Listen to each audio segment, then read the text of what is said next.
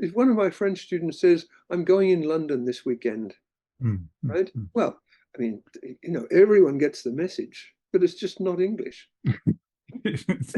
And what's unhappy about that is that the person has actually missed something really essential between English and French. French looks at the end of the process, right? Mhm, So I'm going, and then the end of the process is in London. mhm, That's where I'll be, mhm, right? mhm. Whereas English is a language of process. So when you say I'm going to London, you're in the process. When you say I'm going in London, the French version of it, the mistaken version of it, then you're looking at the end result.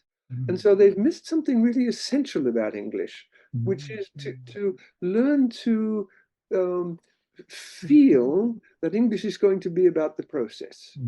On the face of it, the difference between in and to is tiny difference. Yes. Is two sounds are swapped for two other sounds. It's tiny, it's tiny.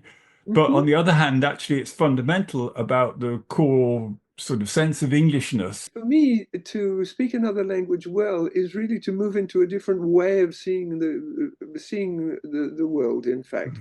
A Mhm, different way of relating to people, a different way. If you take Japanese, for example, it's completely back to front compared to English or French or any European language. mhm, But you can move into this world where that just is completely natural. One thing that struck me about that I've had many, many times, people who come thinking that English is going to be a translation of French. It's exactly the same as French, just with different vocabulary. And that couldn't be further from the truth. It's really a completely different way of looking at the world.